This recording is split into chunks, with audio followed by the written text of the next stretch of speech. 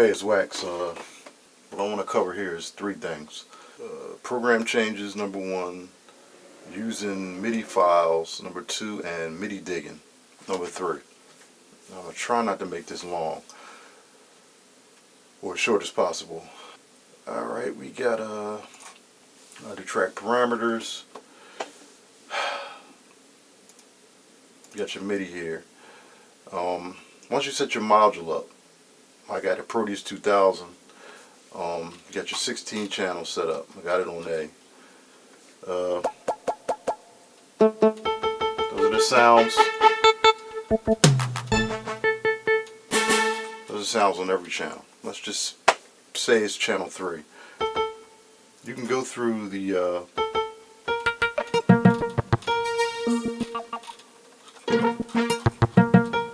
can go through the 128 channels on that bank, whatever A3 is on.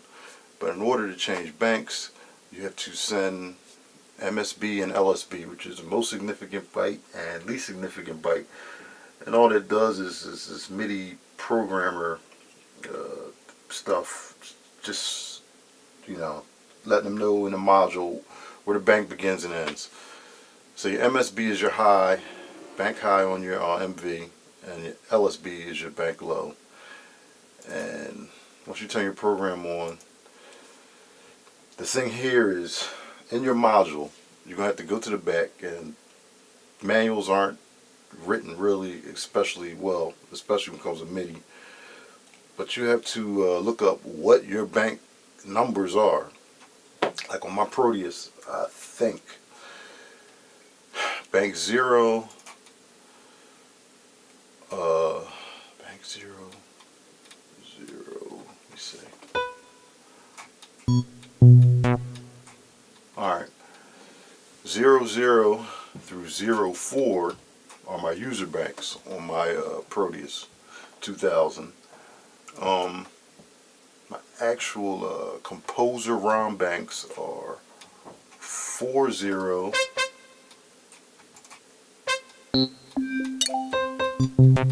through 47. And I also have installed in here a MOFAT ROM, which is 13.0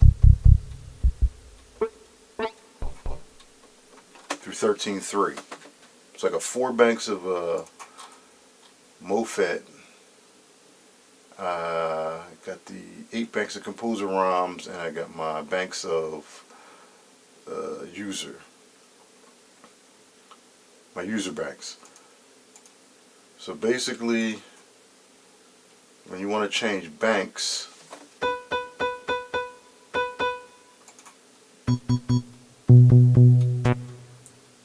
you send your MSB and LSB. And you just go through the programs, the 128 programs within that bank. Change another bank.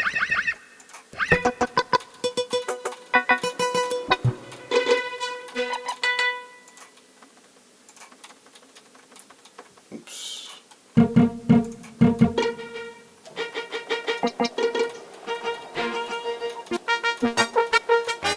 Yeah, that's 0003.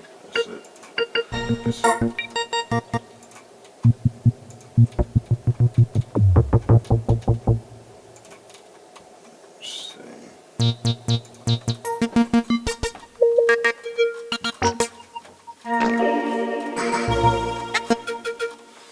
Now, for MIDI heads or people that are deep in the MIDI, that's just standard knowledge.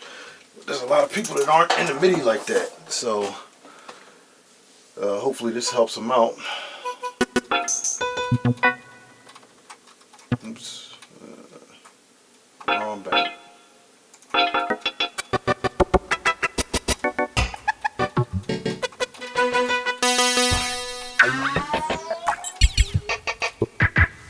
Now that's just me scrolling through some of the banks and whatnot.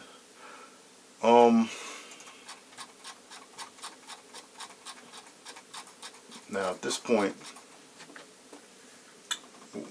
what you can do as far as changes, program changes go, let's just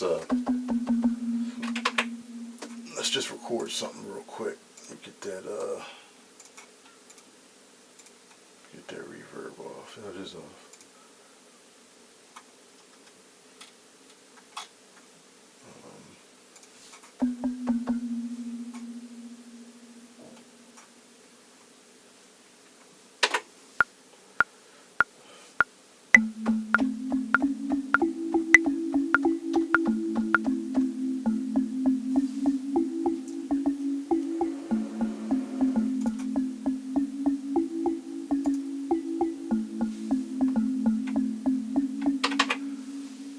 Okay. Now, that was let me see where my parameters at. Oh.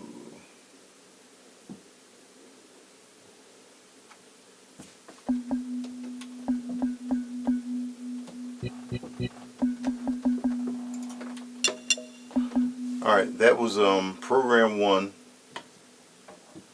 bank MSB 4.2. So I guess that's my bank 2 or 3 actually, because 0 through 7. All right.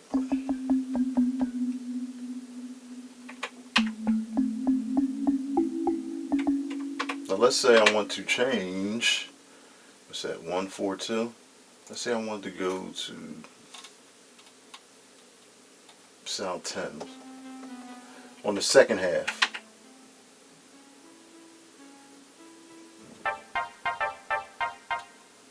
Now make it.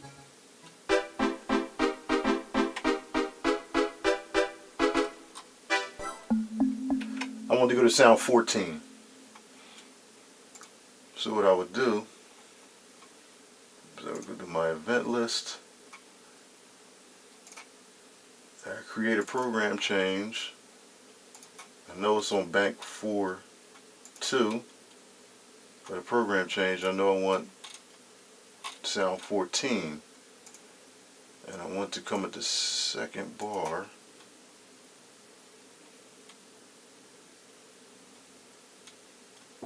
So 2-0. So I want to come right before the second bar starts. So I'll go back just maybe a couple ticks. So it switches in time. And I would have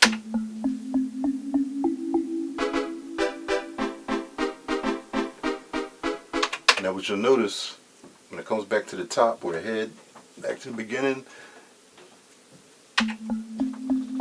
watch. The sound doesn't change back. And that is because I need to send a second program change on the back end of a pattern that loops. That gives me the first sound. That was program number 1. That was 4 and 2.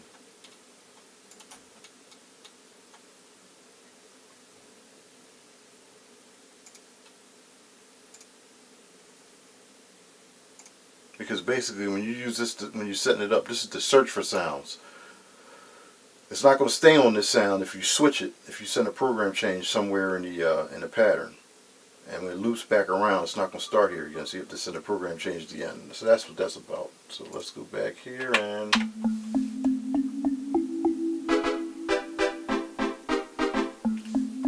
oops. Let's see, I didn't send it. See, I did that's why I screwed up. I did the program change at the beginning. And it doesn't change in time. It doesn't give it enough time to change. I forgot to listen to it again. The first note's going to be off. That's why it's important to, when you're going to send these on stuff that loop, do it at the end. So, oops. Oops. So I'm going to go to the very end. Maybe drop it back 1 tick.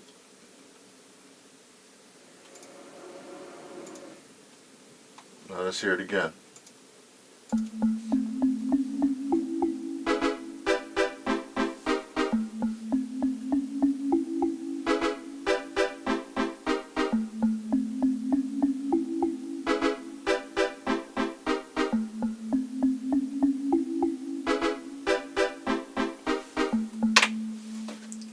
And so that's that with doing program changes. I mean, it's really from that point. You know, you got modules. You can you can do a whole bunch of stuff. I mean, you can combine different you could combine different patterns and just random stuff. See what you come up with.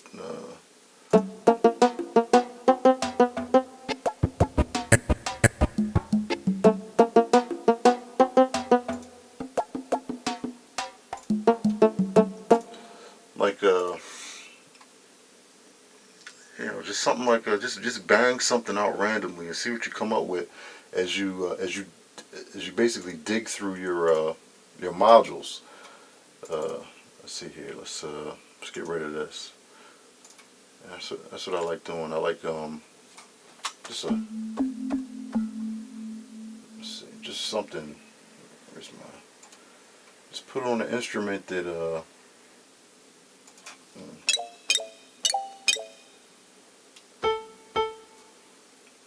something like that.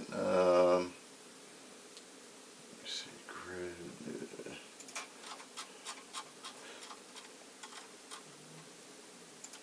And just play something that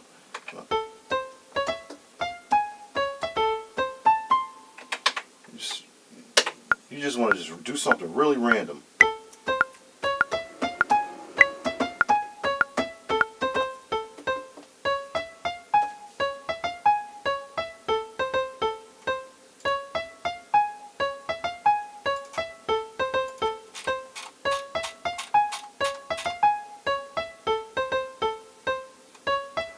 And then what you want to do is you want to just start going through your patches.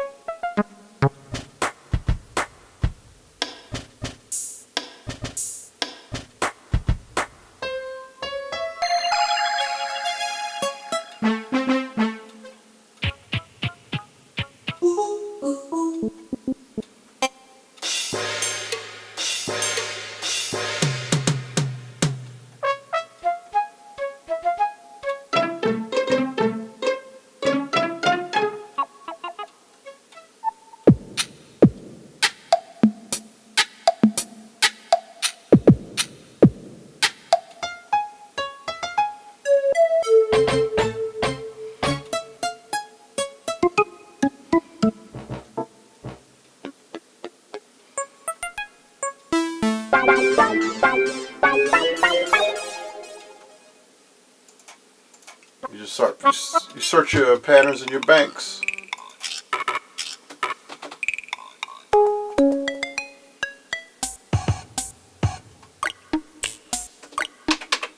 And if you don't like it, you just go and you do something else random.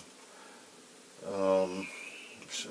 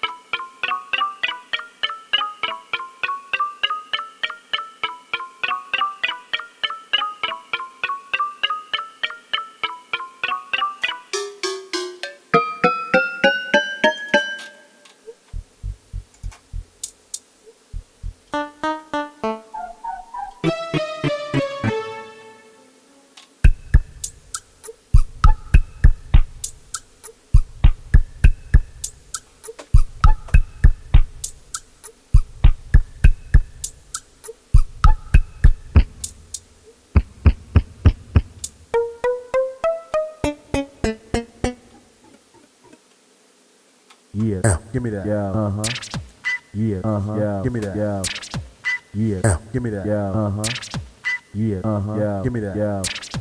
Yeah, give me that. Yeah, you'll never know what you'll find just by just randomizing.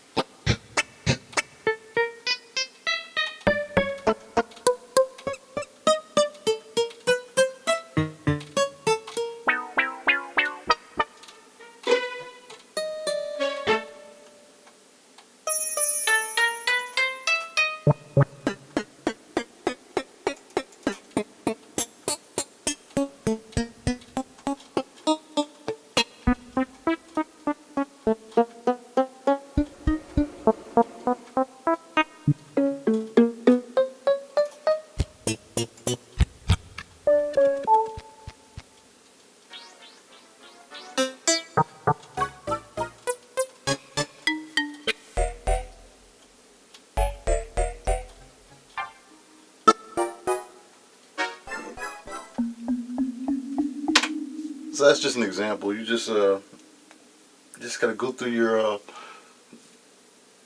patches. Like I said, your patches are already programmed here. Your bank numbers are your bank high and low. So I hope that I made that obvious. Like I said, it's all about how you set your module up and getting those numbers for your bank high and low out of your module, so you know where your banks are. You got to write them down if you can't remember them. It's probably best to write them down so you know how to switch to your banks and your programs. So with that, that's that part. Now let's get on to MIDI files.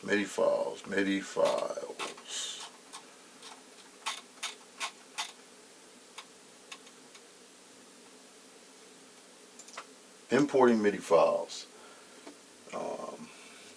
Once you download a MIDI file from the internet or whatever, get it to your computer, go over into your MV, throw it in a folder, you can call it MIDI files. It's as easy as picking a MIDI file, clicking on it, and it's going to ask you to import to song or to pattern, at which point you pick one, and it gets imported. And now hopefully the MIDI file is set up correctly by the person who's conscientious and they name their instruments. If not, like this one, I don't think was named. If not, you're gonna have to. It's gonna give you heck trying to figure out your instruments in the MIDI file. You're just gonna have to go through and just figure it out. Usually 10 is drums, so I'm gonna play one here that I downloaded, and I set the instruments up. I actually changed some of this stuff. I added some percussion, some cymbals, some chords I changed around a little bit. I doubled some stuff up, added extra horn lines, but just mostly just spruce it up a little bit. But mostly, it's a person who just did this song, so I'm gonna just play it. Like I said, I added a couple things, but here it is. It's got the some program changes in there, and it has some other things like I adjusted the level with continuous controller numbers, SCC events and whatnot. Let me show you. Hold on, I'm gonna just play it.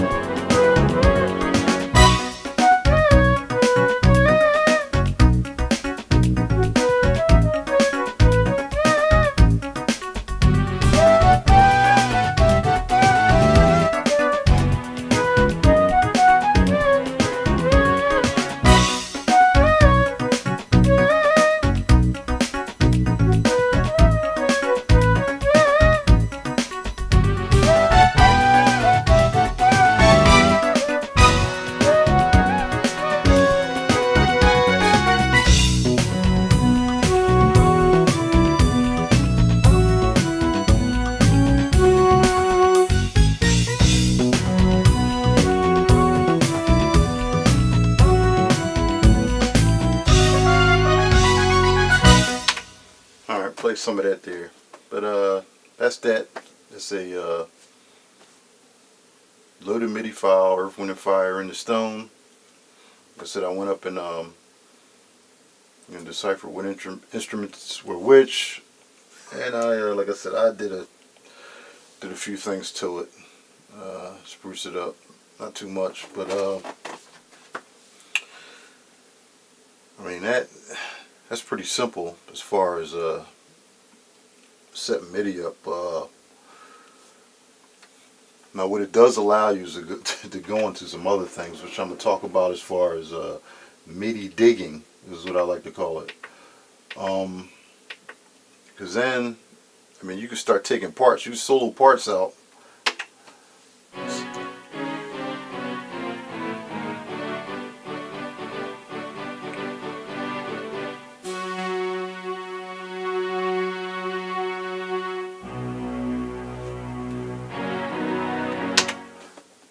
And you can start resampling parts that you like. As far as MIDI digging goes, if you know a song, say you like the horns in this song, and you wanted you don't have it on vinyl, or there's certain sections that you like, you could solo it out, build with your modules, put your instrumentation into it, or your module sounds into that part, and you can resample it, and that way you kind of make it your own in another kind of way.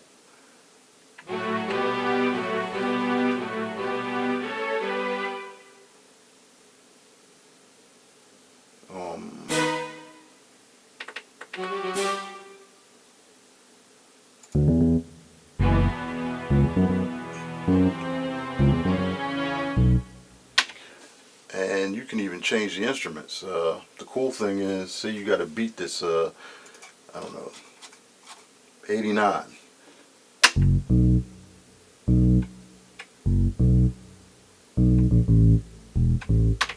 You can match it up because it's MIDI. You can just change the tempo to match your beat. Sample it into an audio file, into a audio track. From there, at that tempo, and you got it perfectly matched. Let's see what else.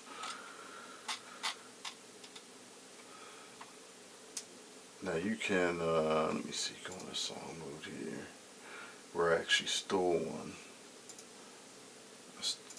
I don't know which pattern from here I got. From here, once I got it from.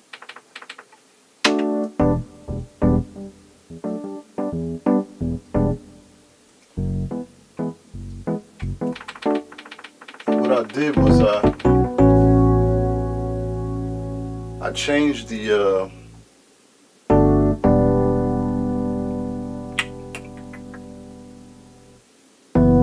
sound.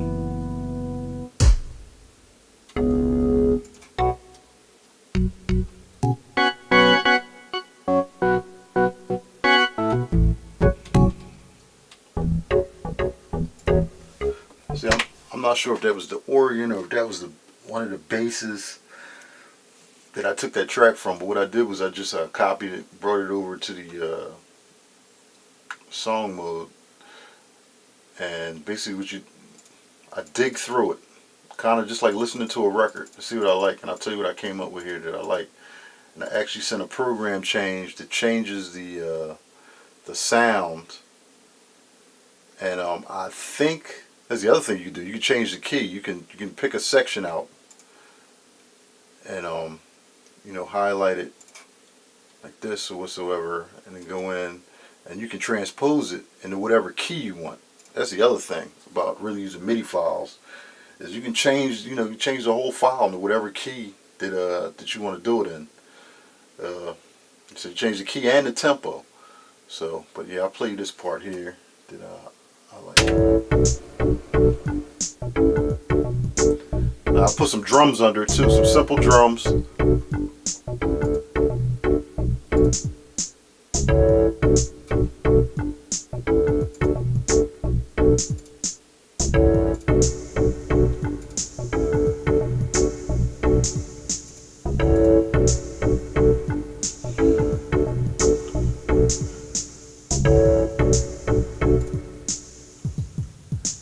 think I had another part here.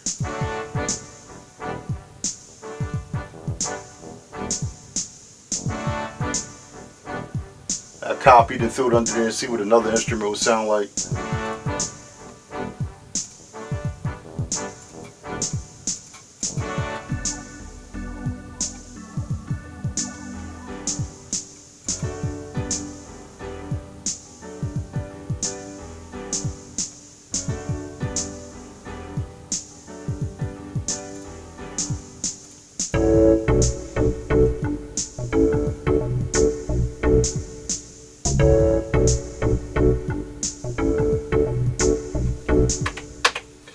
And that's pretty much it. I call it Midi digging. I said you go through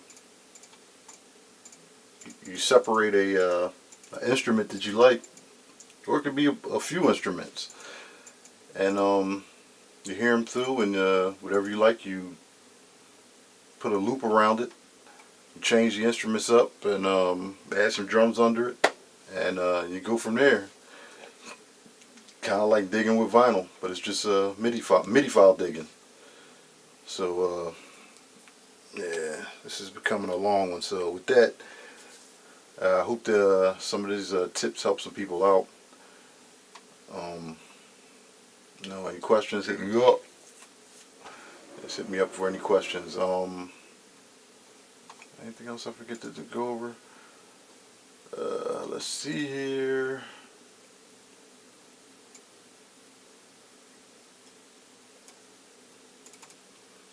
Oh yeah, some of this stuff, changing the volume on too. I mean, I'll go over that real quick if people don't know how to do that. Along with sending program changes, the program change, you might want to change the volume. So you would send a control change on that same track. Volume is 7, and then that's how you set the volume for that program change. And you can do other things like pan and stuff, and you can really control your modules. It's really powerful. If you get into the program changes and the control changes, which some MIDI heads are into, you can really take advantage of your modules. So I just want to say that, because that's something that I was lacking, quite honestly, really digging into the modules like that. But now I'm getting into it, and with the MIDI digging and the program changes and whatnot, using MIDI files to your advantage. That's pretty much it. So I hope that helps somebody. Wax, and I'm out.